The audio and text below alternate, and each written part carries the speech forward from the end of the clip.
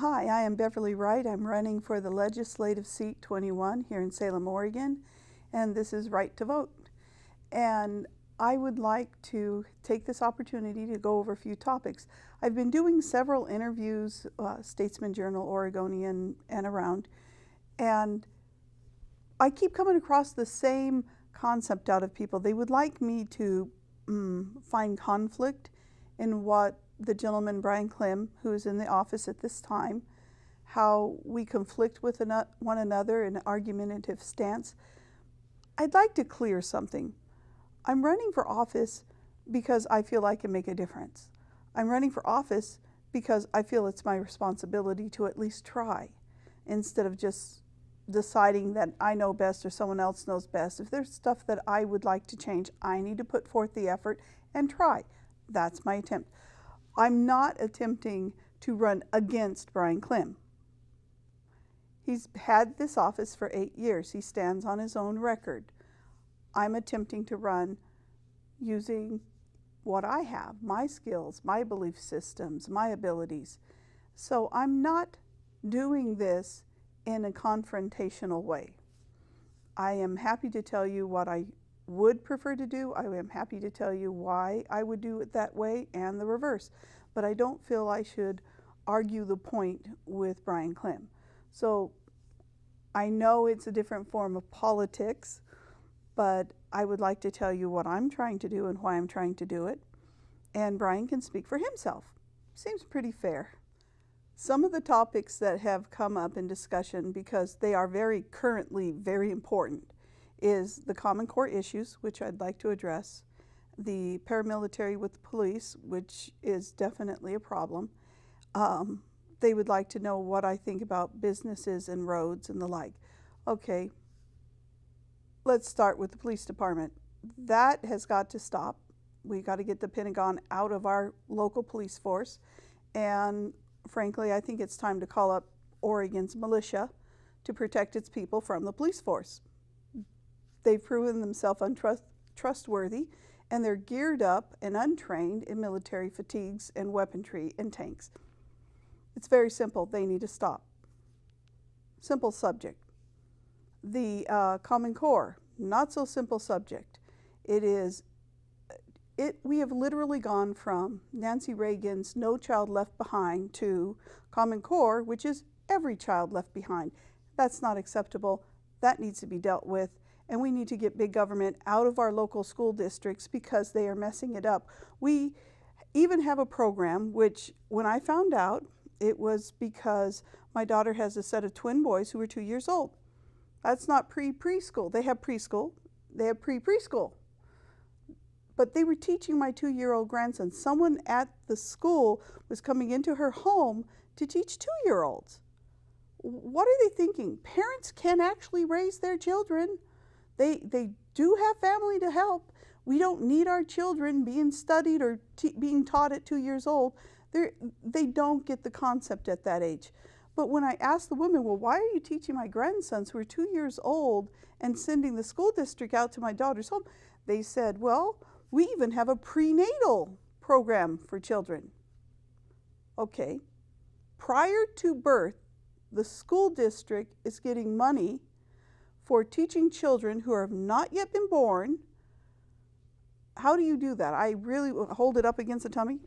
I don't know. That's ridiculous. This isn't about educating our children. They claim that they're going to educate the mom. Well, you know, we have family members, we have doctors, we have counselors, we have services everywhere, even churches. We don't need the school district going to pregnant women and trying to teach them and teaching their children. The school's got to back off. The government has got to back off. They have no business that involved in our lives. They just don't. You know, our free agencies are completely trampled upon and lit afire. So the only reason that I can possibly see that the school district would be involving themselves into private homes before children are born is it's just another way to generate revenue, because as long as they can say we have a child on the school board, on the school list, they can get money, federal dollars, for that child. So while they're running up different programs, they're actually trampling in on the top of parents' right to be parents. If a parent needs help being a parent, they can find support systems. They don't need the government telling them how to do it. They do not. They can be parents. As long as they're not breaking laws, then they need to stay out of this. So prenatal education for children is an abomination as far as I'm concerned. They need to cut it out. This is just so foolish. Waste of resources, waste of time.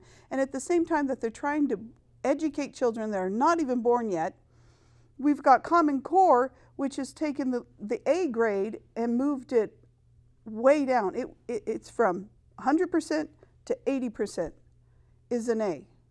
And then they eliminate the F on the bottom. So regardless of whether or not your child actually does the work from kindergarten through high school, they can pass and get a high school diploma with straight D's and never having put pen to paper, which means our curriculum quickly becomes defunct, because if they're going to pull a D, teachers don't have to teach. They don't have to prove that the kids have made it to that level.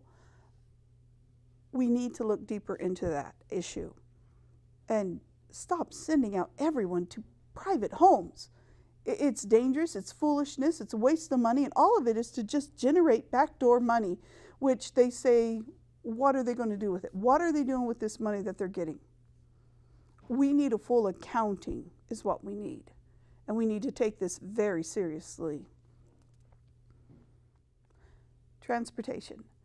Here in Salem, we deal with the Chariots bus, and in Portland, they deal with the Max train, the little one.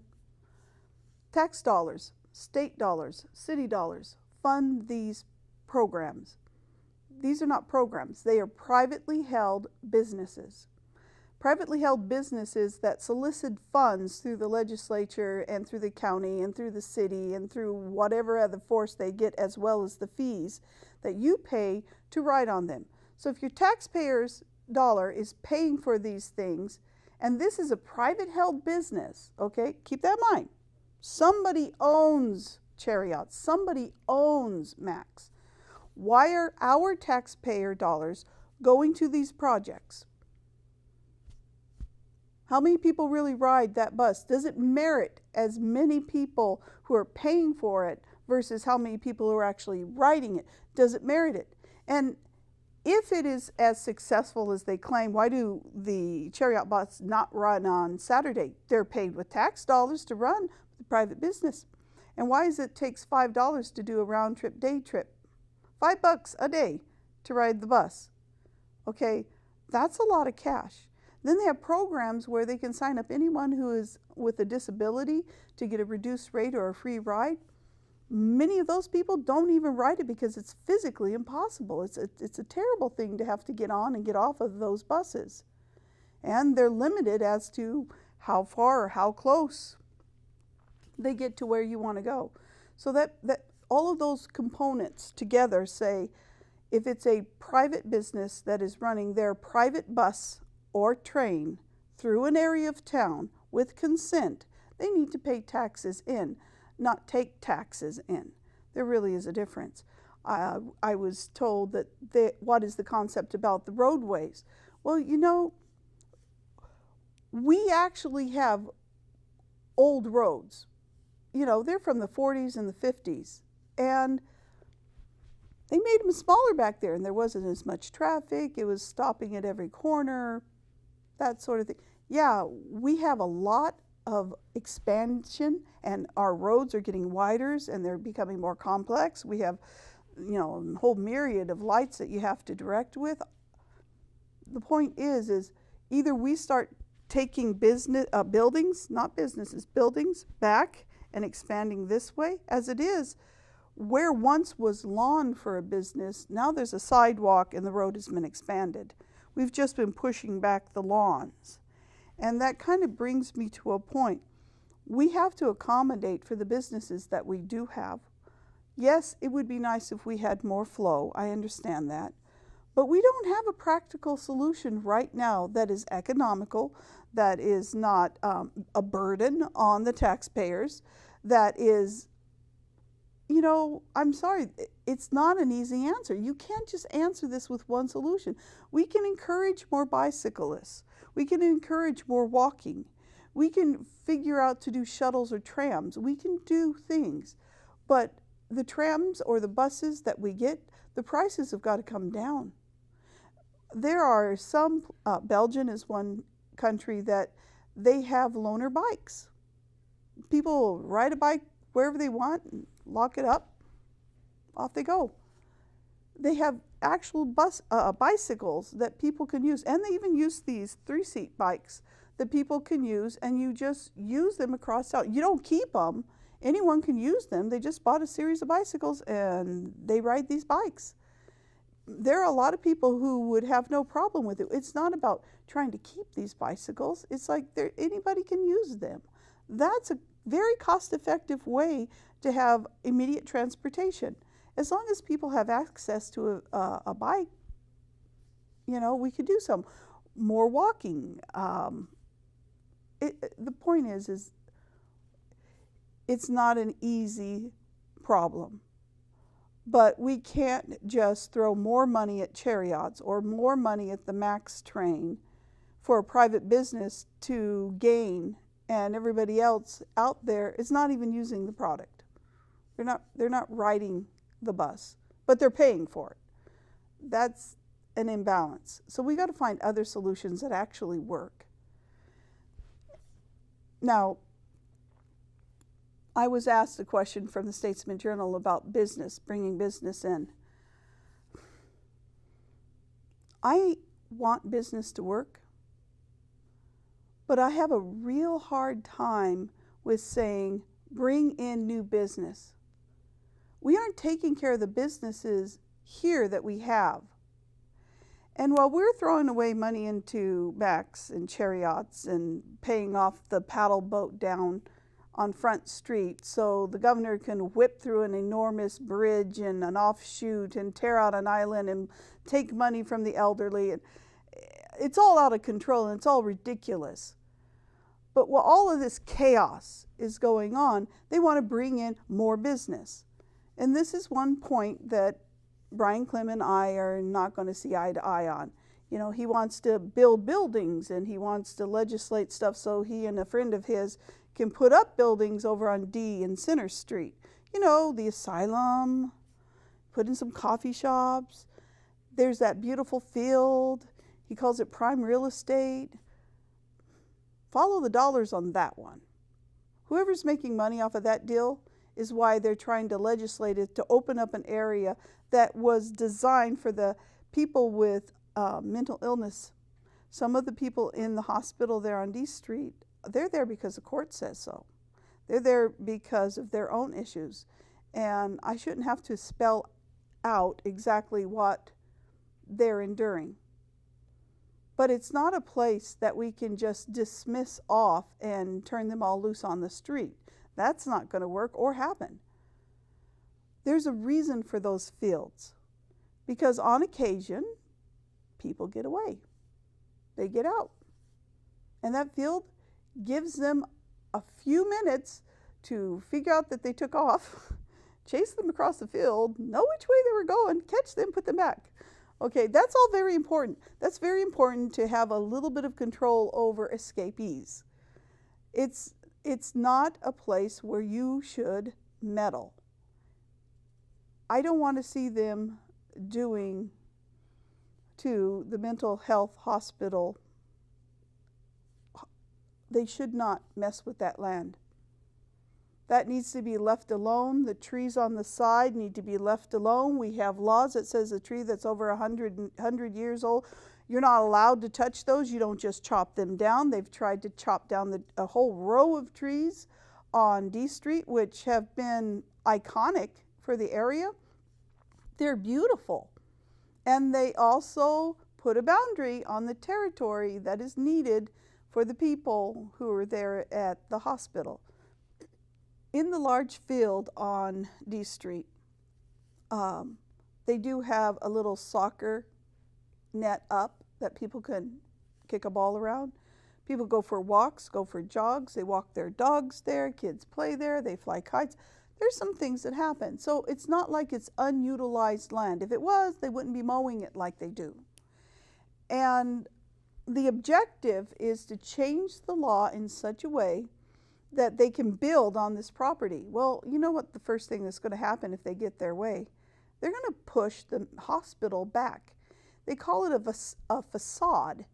What they're referring to is when they rebuilt the hospital, not only did they cut it down in size, I mean, the rooms that once were are not what they used to have. I mean, they just, way less. But they kept the front of the 1800s style Salem Hospital up there, the mental ward. They kept that front because One Flew Over the Cuckoo's Nest was filmed there on that site, because it's old school Oregon the way it was. It's a historical landmark. So they just kept the front, the facade. Well, it's not a facade, it's a hospital. And it has very important work to do. And it is people helping people. And I find it to be extremely wrong to want to push in over their property by flipping a legislation that helps Brian or his friend get the plot to build up on it. And he was talking about putting in like a coffee shop and these other little shops. Well, why are we not supporting the Lancaster Mall? Why are we not supporting the Salem Center? We've got a magnificent center outside of Kaiser that they're all looking for customers. Why must we develop that property which belongs to the hospital services? Why do we need to mess with that at all? Except someone's going to make some money off of this deal. I think that's wrong. Leave it alone. Let us be able to have one field of land that's not a park per se, that serves the purpose of peace and quiet to some people who are needing some care. Leave it alone. We don't need to tear things off. We don't need to call the front of the hospital a facade. Therefore, it devalues the services that are going through there. Those services are tied up with the court system. They're tied up with doctors. They're tied up with the community need. This is not a game. Don't be sticking in coffee shops. And it's not like we need a coffee shop. If you look directly behind the hospital, there is a youth group coffee house. So that's to help serve the youth group who have problems. That's to help them. You're only going to conflict with a good community service by popping in another coffee shop across the street? Come on. They need to stop. Hillcrest was taken over. That was donated land in the turn of the century for the 1800s. It was donated property for people of mental retardation, with people with problems. That was their hill and all the land below it. Legislation came in and booted them right out and stole that property. And all of that land was a trust when a member of the community donated it. It was his land. And the law that was written under said that it was only for the people who needed this help. And it was a permanent piece of land for this. Well, I don't know about you, but if you go down there, you'll see all sorts of industry piled all over the top of that private property. And the entire Hillcrest, it's shut down. Where is the fairness in that? And who took all the money from that deal? I think that's a really fair question. There is some, I'm sorry, it's just criminal activity. It's theft behind legislation, and it's got to stop. I don't believe in hopping both lines of the aisle, is what I was told it's called when you work with the Democrats or you work with the Republicans. You know, I understand the philosophy of calling that out as in Republican, Democrat, liberal. I get it. It's an easy catchphrase to explain your basic political thought process. The problem is this. If we're going to vote for laws on the community, every ideology has to count evenly, and we have to choose what it is we're trying to accomplish. And if I'm going to work with someone who is a Democrat or a Republican, it's not about their ideology. It's about, what does this law say? Is it constitutional? If it's not constitutional, it needs to go. Is it fair? Does it serve the community? Is it in the community's best interest? And more often than not, the answer is no. There's someone who is not being fair. So I'm looking into what it takes. And it's $20,000 a year to be a legislator. And you know, you got to look at that. It doesn't pay well. Not many people would want to live on just that little bit, and work very hard, by the way. I can do it because I'm used to living on that little of money. What would be in it for a person to run for an office that costs more to run for than it actually pays? Are they running business deals? Are they voting in special arrangements so that they have the first dib on a property? I'm sorry, but the king has no clothes on this one. There are too many people in office who are using that position to pass legislation that allows them to take advantage of the community. They pass legislation by trading off and buying off. It's not appropriate. And my favorite is, we have a governor, and I met another lady who did this to me personally. If they don't like what you're saying, they flip their head to the side and they walk away from you as if you hadn't been talking at all. They refuse to listen to you, or to me for that matter. One woman, I shook her hand and she tried to arm wrestle me, and I don't do that. It's inappropriate to turn your hand sideways and grab someone and shake on them. That's completely inappropriate, and for me, you'll actually injure my arm, so please don't do that.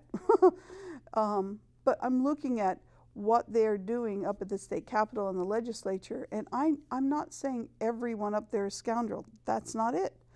I think we have a few people in the legislature who are bumping for jobs.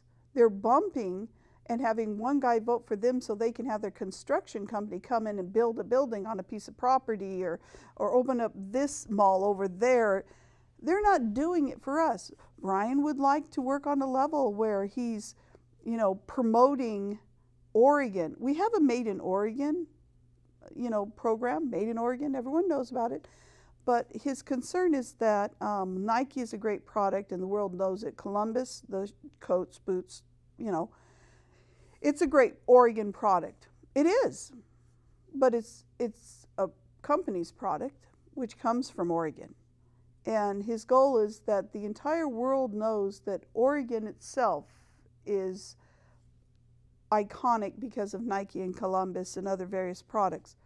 Made in Oregon kind of suits that. I'm happy enough personally that they know that a quality product came from America. I think that's enough. I don't see the purpose in us pounding it home that Nike comes out of Oregon from the US. Nobody cares. They really don't. They just don't. I'm thinking that if I'm going to have the opportunity to have this position, I'm going to work on District 21. Does that make sense? I don't work for the district up in Portland or anywhere else. I work here. I talk to the people here in Salem. I try to help the schools here in Salem. I try to lend my support to better legislation about Common Core, about Obamacare, about what's happening with the elderly and preventing Governor Kitzhaber from taking $72 million out of the senior disability office. He has no right to do that. It's literally the worst possible thing you can do. You cannot mess with care providers going into home and caring for people. You cannot mess with that. You've got to just, sacred cow, don't touch it. Don't touch it. In fact, every time they shave dollars, or frank, let's call it as it is. There's a set amount of money that is given by the taxpayers, by federal money. It is given for what we need in the way of care providers and everything else, which, by the way, their whole listing needs to be taken care of. All right. If it is the law that says they are required to have that money, how do they justify taking 72 million of it out? Because that drops it down below that percentage rate, doesn't it? Which means the governor's breaking the law. Very simple. And that amount is based on how many people are in the program. Well, 13% is increasing, which means the amount that's coming in should be at least 13% more. So how can you bring in 13% more, reduce it by 72 million, and accommodate for everyone who needs care in their home? Well, that's easy. You cut the hours. You send all the workers into the home and they go cut, cut, cut, cut, cut, cut, cut, cut, cut, cut, cut, cut, and they cut all the hours off. And when they do this, the person who needs the help gets less help, and the person who is working the job to take care of that person loses their money. So all of a sudden, they don't have enough money. They don't have enough money to pay their bills, and the person's not getting care. And then it kind of falls in this moral dynamic where the person who's given the care is like, I'm going to have to, she really needs this. I'm going to do this. I have to do this for him.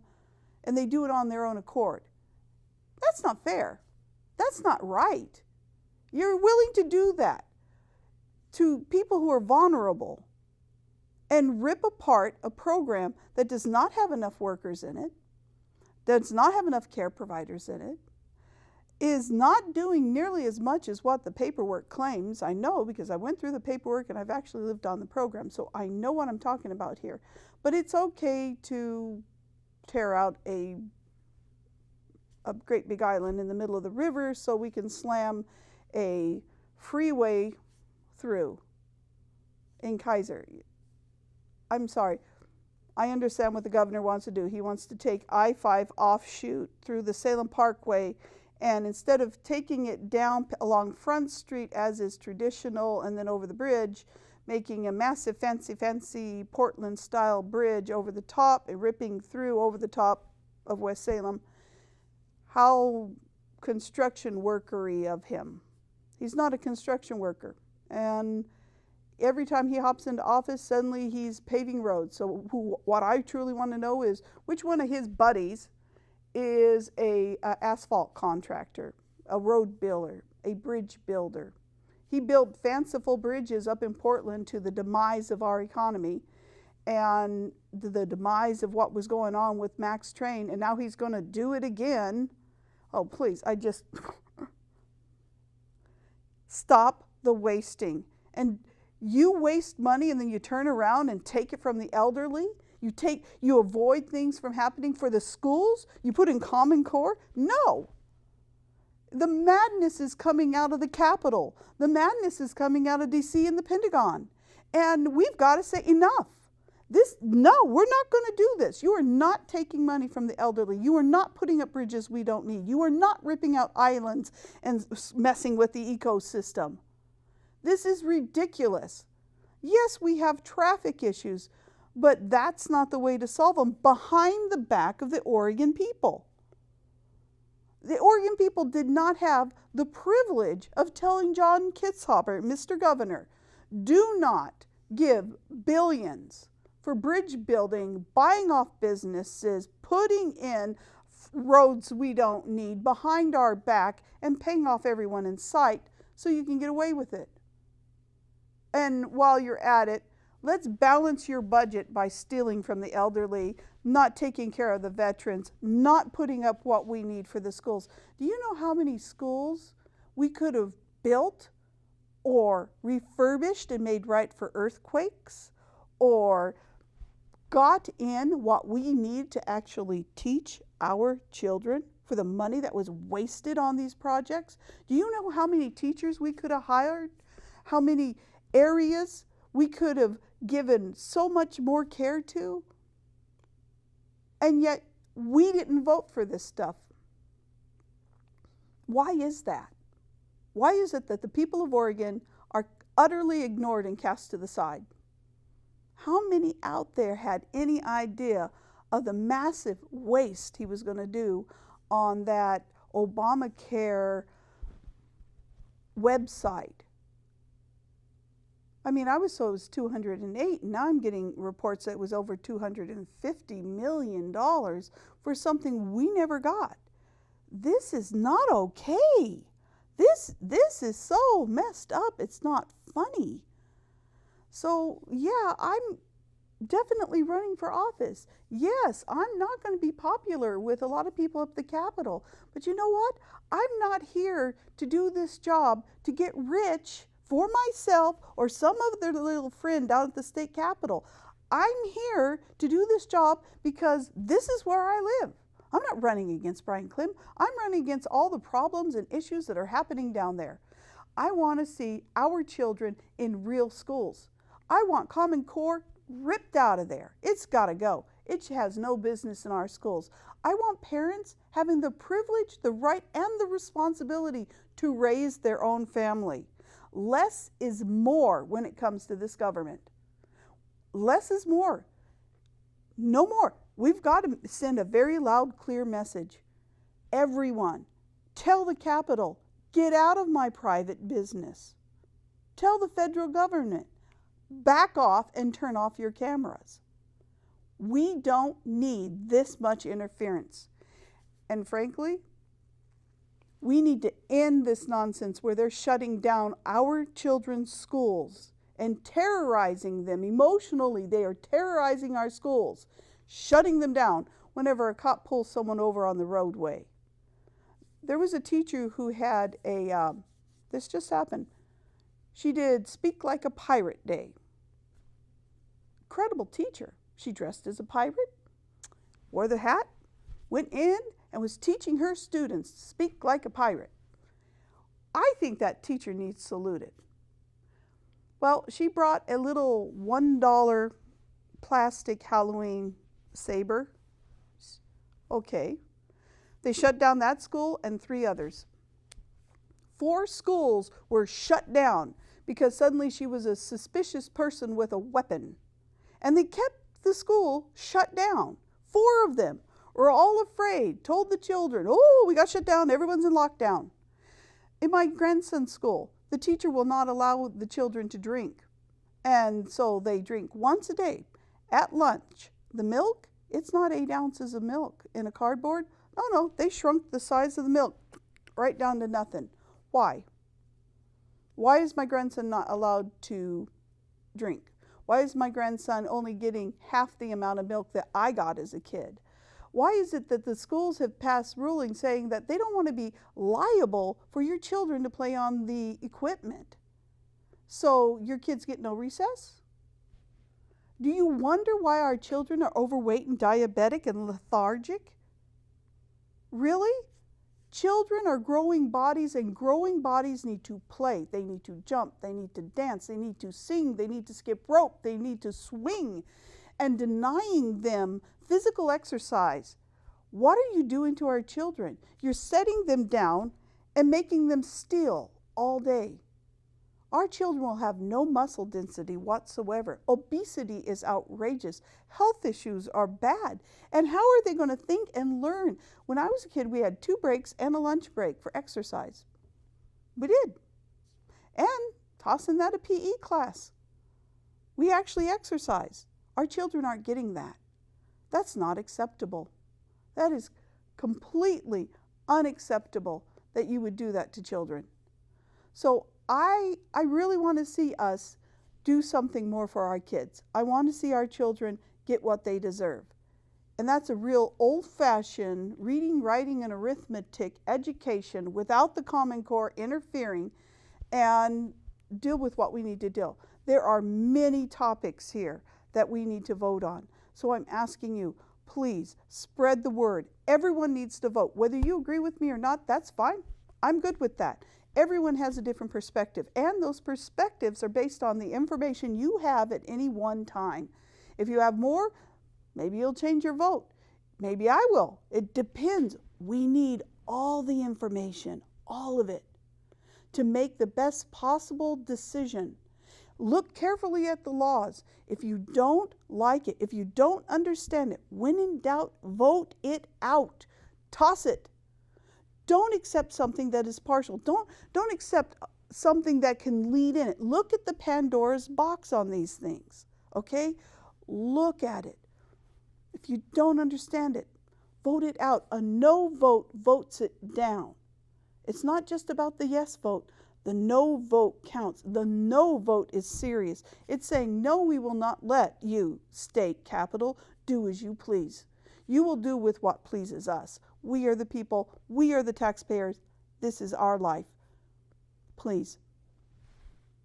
Please go out and vote. Get everyone to vote. It's really important. There are many topics. I can't do politically correct. I hope you understand. I know it's not the polished look that some politicians want to do, but I'm being real. I really, really, really want Salem to be back at that higher level it once was. We got to clear away all the fetters that keep us from speaking the truth. Stop being politically correct. Start being politically right. Do what's right. This is what I'm asking. Do what's right for our children. Do what's right for our elderly. Do what's right for our vets. Take down, tear apart that Obamacare. Get rid of that Common Core. Stop the wasteful spending. Protect the vulnerable. Let's get this done. Let's support the businesses we have now. If we're going to put money into something, let's put it into people who have been loyal enough to be here in the first place. Don't bring in more competition and drive everyone else out of business. That's not fair, and that's just common sense. So let's stop bringing in the frou-frous, and let's start having real work for real citizens of Salem and really develop our future here. Okay? So let's join hands, huh? Thanks a lot for your time, and I'll do my best. Bye.